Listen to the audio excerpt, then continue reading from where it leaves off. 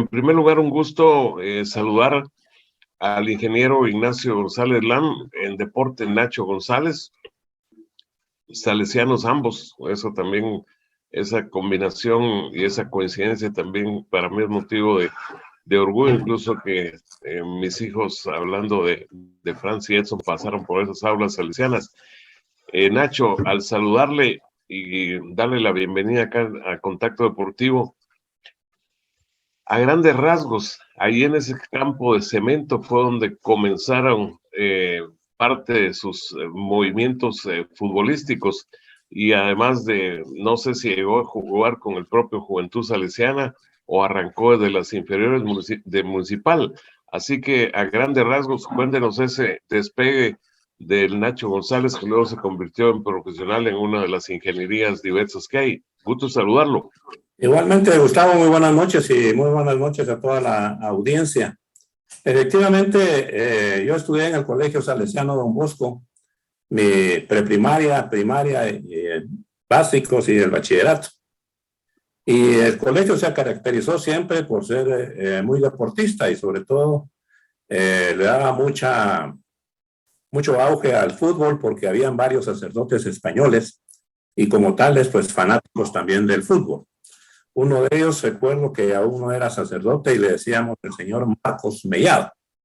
Él era el que se encargaba digamos, de mantener a la selección del colegio con vida. Efectivamente, entonces ahí en el colegio los recreos realmente eran chamuscas. Y en ese campo de cemento que usted dice, ¿verdad? Salíamos pues prácticamente a jugar toda la primaria y toda la secundaria juntos. ¿Se imagina usted entonces la cantidad de alumnos que estábamos jugando ahí? Y yo comencé por jugar de centro delantero de mi equipo de grado. Me cansaba mucho, muy a la gana, y entonces decidí mejor irme a la portería. Supuesto que en la portería habíamos como 8 porteros, porque cada portero de grado estaba ahí metido. Me parece que no entraba ninguna pelota. No, por lo menos por lo menos no la de ellos, ¿verdad? Pero la mía a veces sí. Entonces, lo interesante es que creo que eso me sirvió de mucho como entrenamiento, porque yo tuve que seguir mi balón a donde fuera, con muchos balones jugando en la cancha, y tenía que seguir a mis jugadores para que no se me perdieran en el tumulto de alumnos que había. Claro. De manera que eso me ayudó, y me ayudó también el hecho de jugar baloncesto, porque también me dediqué a jugar baloncesto en el colegio.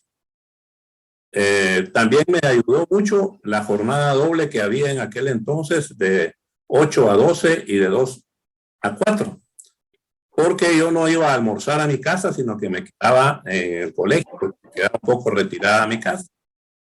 Pero en esas 2 horas, entre 12 y 2 de la tarde, no solo almorzaba, sino que con los otros compañeros que nos quedábamos, jugábamos lo que llamamos torneo de penaltis, 2 contra 2.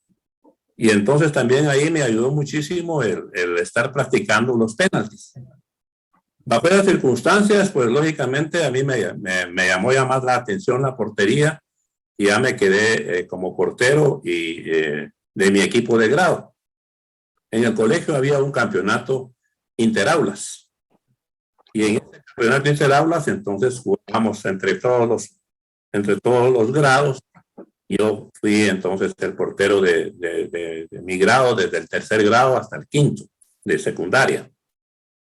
De esos equipos de grado, el señor Marcos Mellado, precisamente, de quien yo le hablaba, un español, él juntó a una selección, y dentro de esa selección fui yo llamado para que representáramos ya al colegio en el deporte escolar, que en aquel entonces era pues un torneo bastante competitivo y con bastante afluencia de establecimientos educativos, tanto privados como públicos.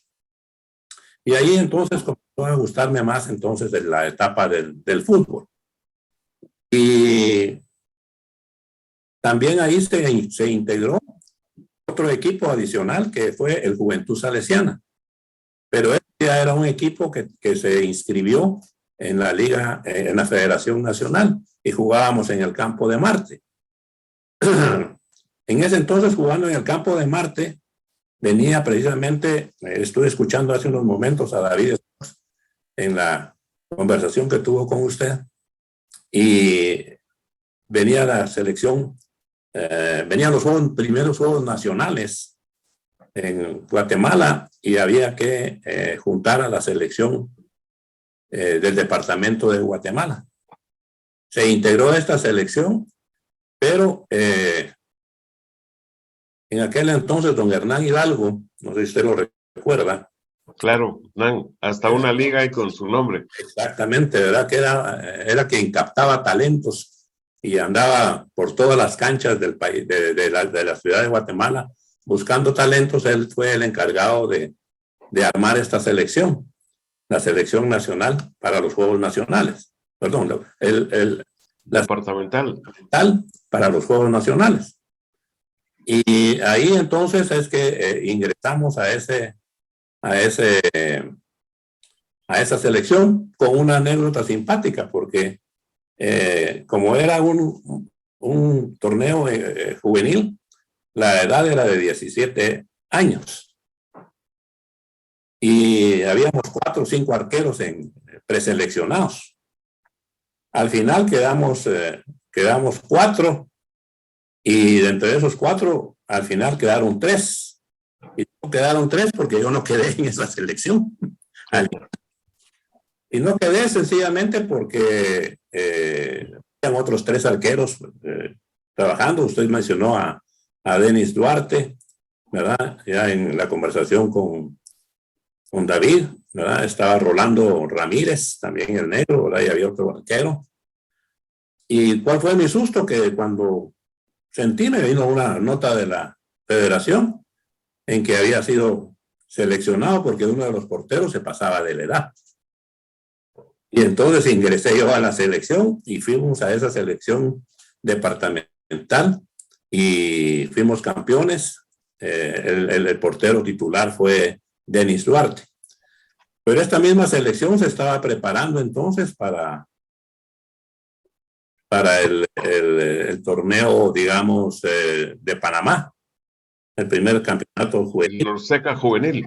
El juvenil norte centroamericano y el Caribe en Panamá en el año 62, porque los nacionales fueron en noviembre y diciembre del 61.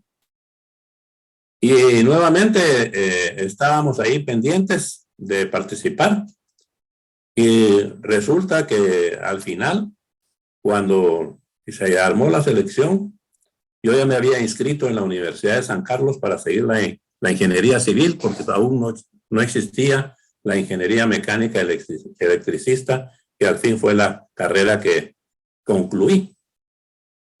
Y esa anécdota también es otra anécdota simpática, porque cuando la universidad cuando la federación envió las cartas a la universidad para los permisos correspondientes, sobre todo para la práctica extemporánea de exámenes, la universidad no me dio el permiso, no me lo otorgó. Entonces regresé yo un poquito complicado, triste a mi casa, ¿verdad? Y al verme mi papá me dice, bueno, ¿qué pasó? Le digo, mire, papá, le dice que en la universidad no me dieron permiso para hacer exámenes extraordinarios y por lo tanto creo que no voy a ir a Panamá. Pero ¿cómo que no vas a ir a Panamá? Me dice, ¿por qué? Pues a mí me interesan mucho más mis estudios que el jugar fútbol, le dije.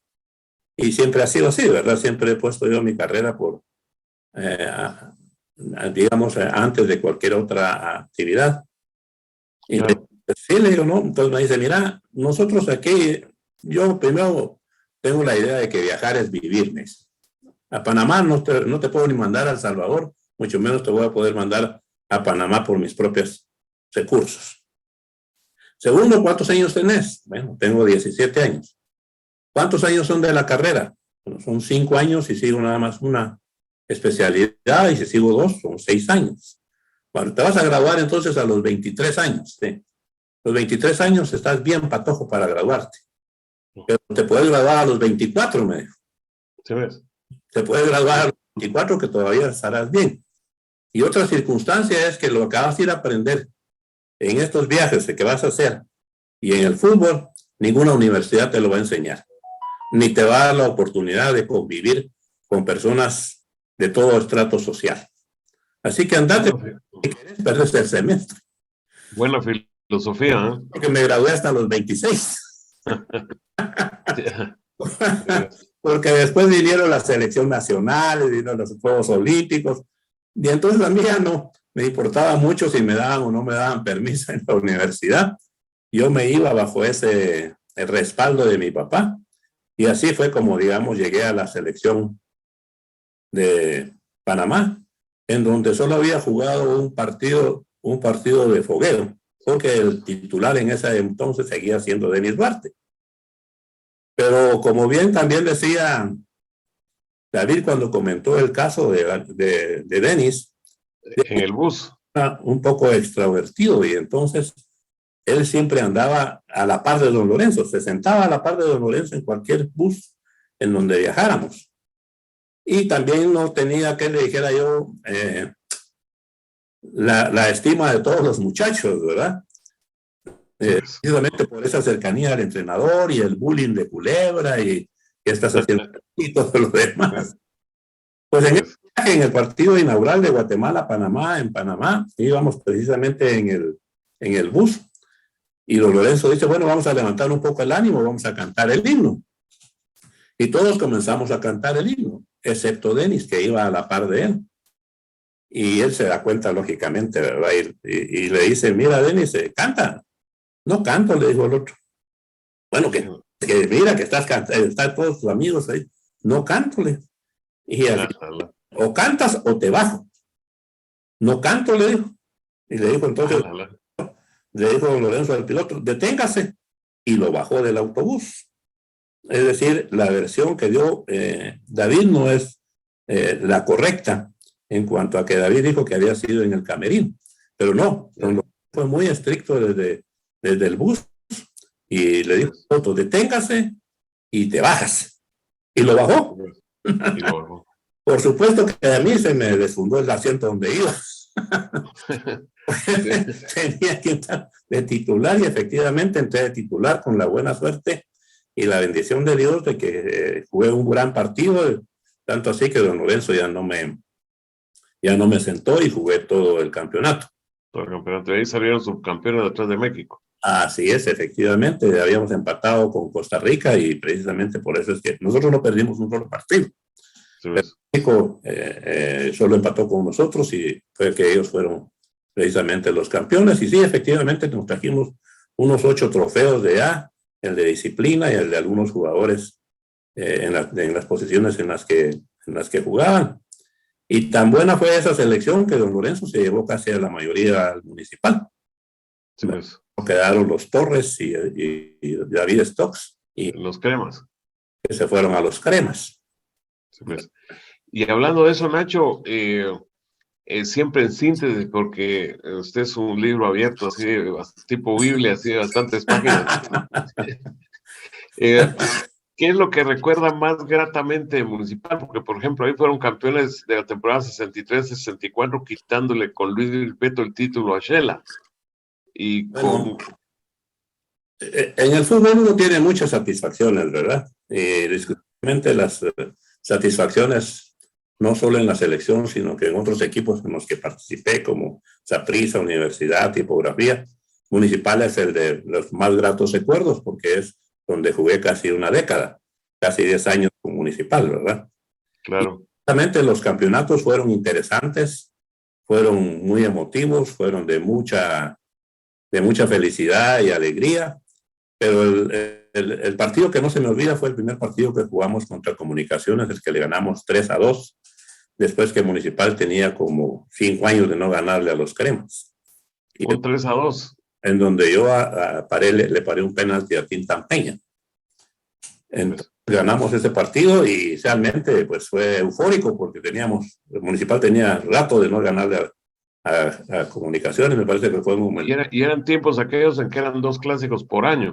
Así es, efectivamente, ¿verdad?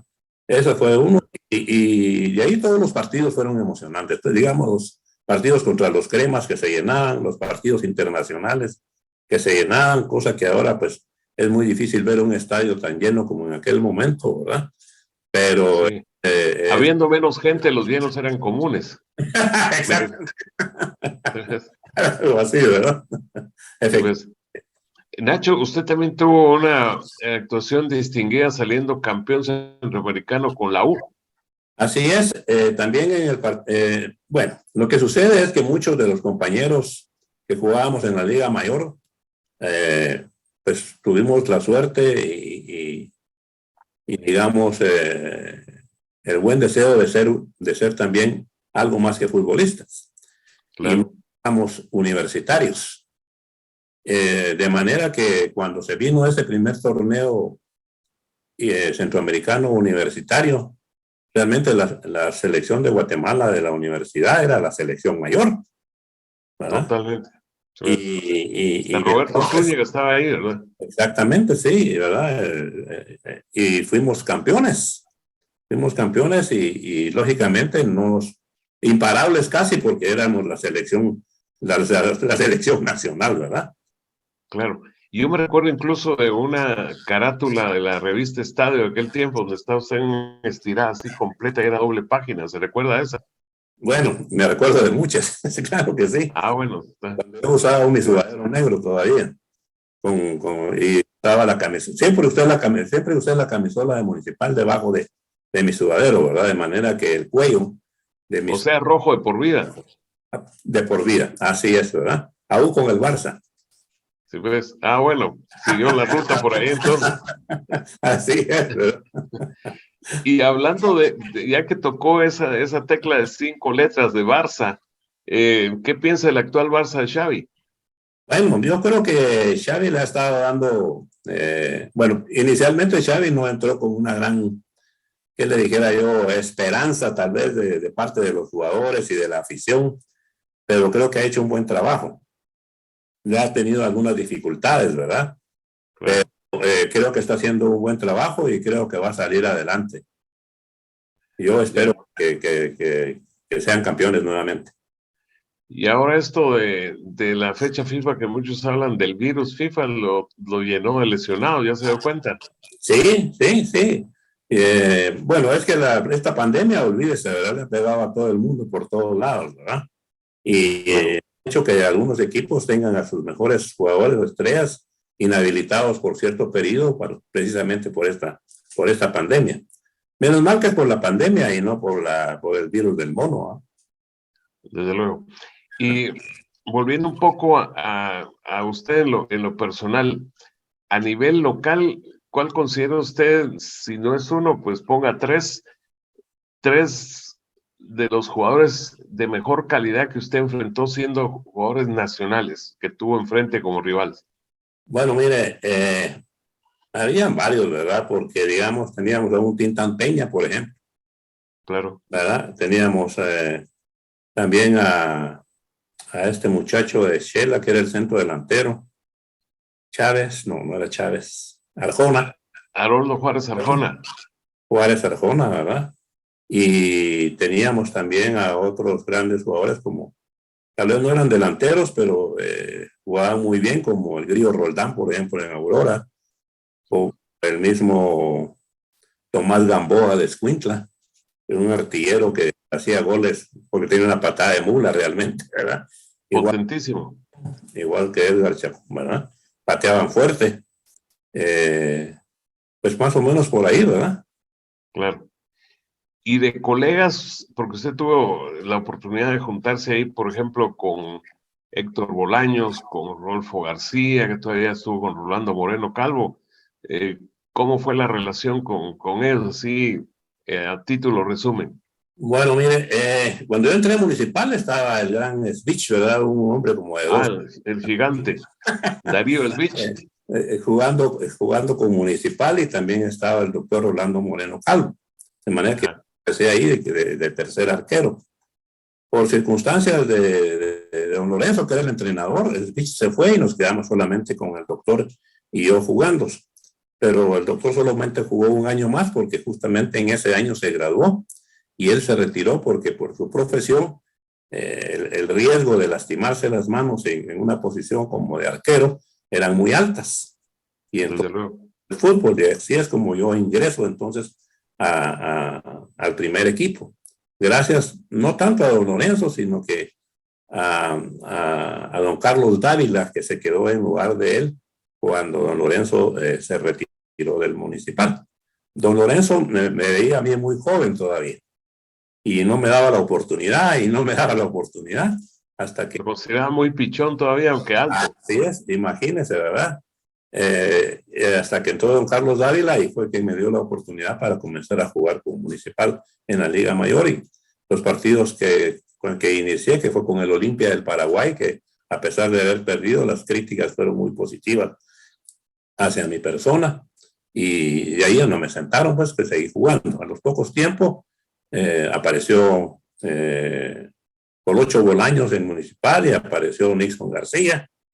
Yo me había lesionado y esa lesión pues me alejó un poco y perdí la titularidad en esos momentos, ¿verdad? Pero Municipal se dio el lujo de tener a los 3 arqueros de la selección nacional, Colocho Bolaños, Nixon García y un servidor.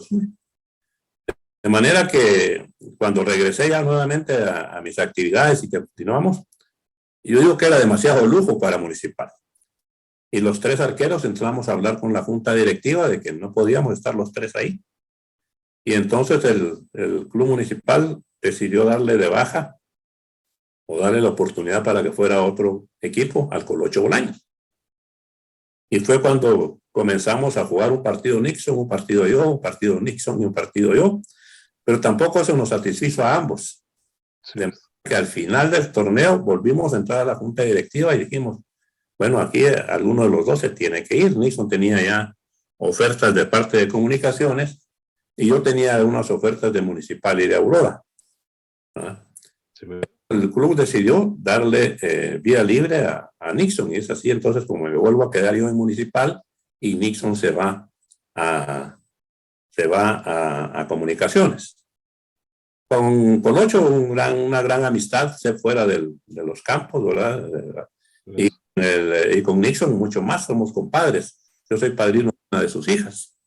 Con una relación más amistosa, ¿verdad? A pesar de que, pues, lógicamente, en la cancha las cosas se olvidan en ese momento y se dedica uno exclusivamente al resultado, ¿verdad? Un resultado que era interesante porque me acuerdo que en el que decía, miren muchachos, aquí lo importante es realmente competir, ¿verdad? Pero sin perder y sin empatar. Pues, tiene que ganar. Buena fórmula. Sí. Nacho, de lo que está ahí, que quedó y nadie lo ha alcanzado, ni creo ahora que hay Copa Oro, que incluso se está viendo si se logra clasificar directo el próximo año con los Juegos ante Belice en Belmopán y también contra lo que es Guayana Francesa. ¿Usted colocaría dejándolo del 67 como una gesta muy singular eso de la gran actuación en la Olimpiada en México 68? Bueno, yo creo que esa selección de México 68 se gestó desde el 61 con la selección juvenil, porque después vino en el 60, muchos nos fuimos a varios equipos de la Liga Mayor y nos encontrábamos en la selección nacional. En el 73 fuimos a El Salvador y nos eliminaron. En el 75 fuimos aquí subcampeones. En el 67 fuimos campeones y en el 68 fuimos a las Olimpiadas. Y entonces quiere decir que hubo realmente todo un desarrollo de armada del 61 hasta el 71, me parece, porque... Sí, porque fueron a Costa Rica y quedaron subcampeones, ¿no? En el 69. Sí. Así es, ¿verdad? Entonces, le ganaron a México con gol de Maco. Así es, efectivamente. Y entonces esa selección me parece a mí que fue muy exitosa y no es que yo haya participado en ella, pero efectivamente creo que no se ha logrado tanto como ese conjunto. Quedó, creo que bien encuadrado el calificativo de la selección de oro, ¿verdad? Sí, ¿verdad? Así es, definitivamente. Y pues nosotros que participamos y que le integramos, pues nos sentimos todavía muy orgullosos de haber pertenecido a esta selección y los resultados que se obtuvieron.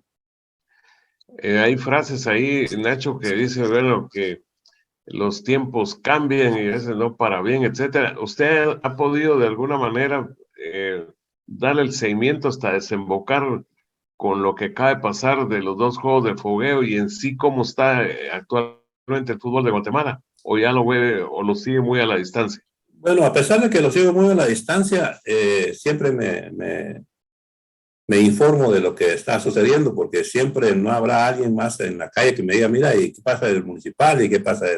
Siempre el tema del fútbol es un tema diario que podemos encontrar en cualquier momento y en cualquier lugar.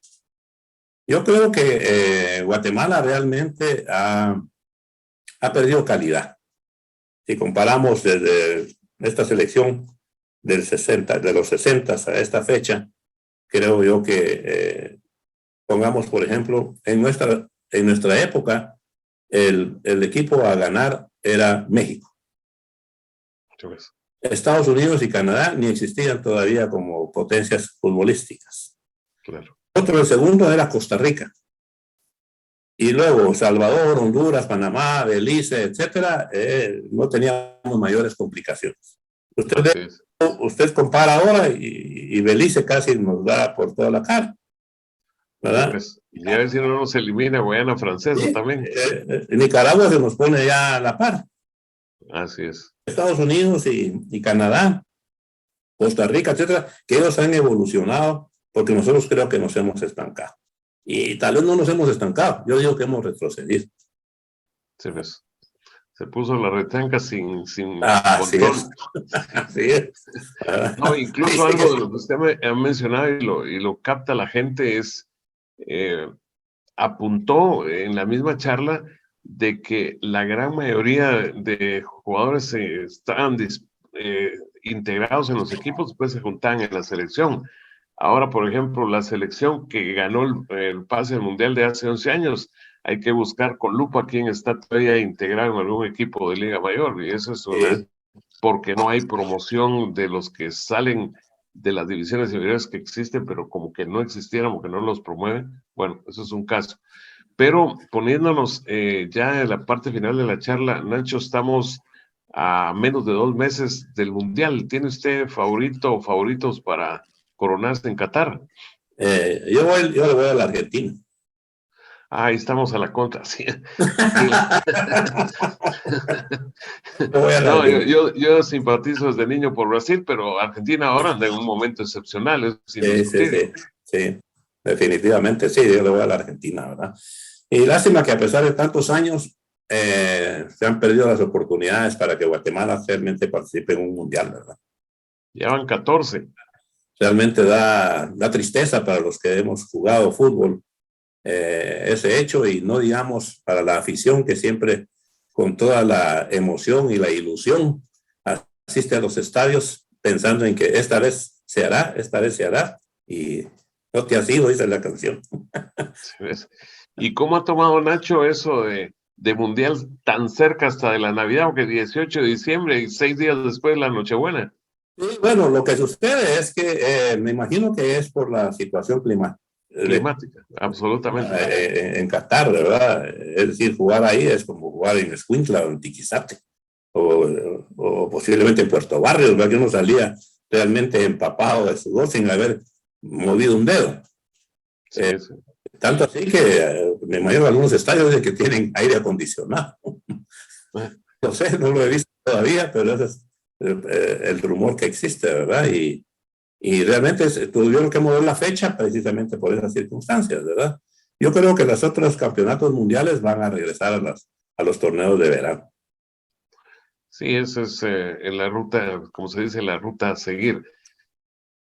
Por toda la experiencia al margen de lo que acaba de apuntar de que lo siga a la distancia, usted, como una hipotética figura dirigencial, ¿qué haría para reencauzar y retomar la ruta así a grandes rasgos?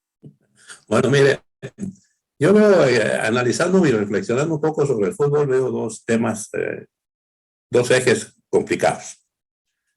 Uno es la gobernanza, o sea, la gobernanza tanto de las instituciones encargadas del fútbol, llámese CDAG, Comité Olímpico, Federación Nacional de Fútbol. Y el otro tema es el sistema técnico.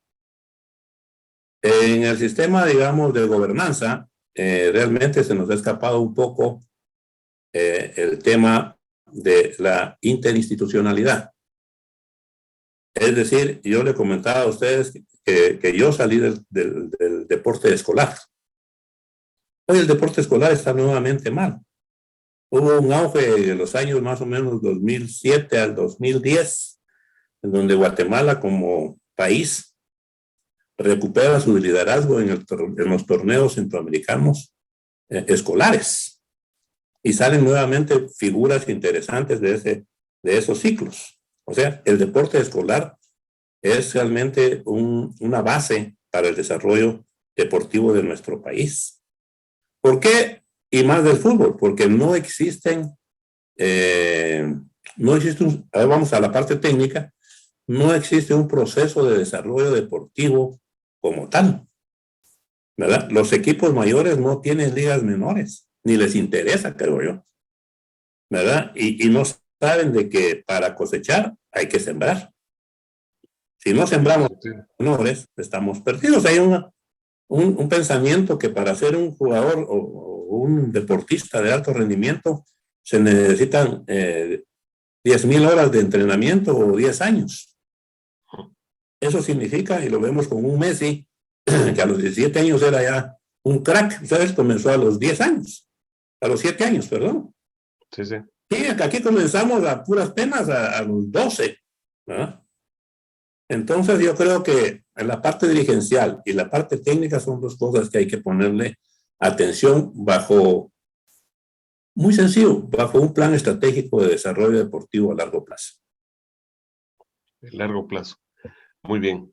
Bueno, pues de verdad que un gustazo, aunque algunos kilómetros de distancia, pero estamos así como le decía, fuera de micrófono, face to face, de verlo bien, me alegro mucho y pues vendrán oportunidades seguro de volver a platicar, incluso a ver si, digamos, su Argentina logra esa coronación tercera después del 78-86. Esperamos que sí.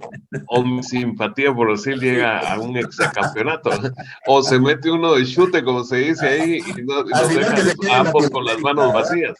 Al final se queda en Latinoamérica.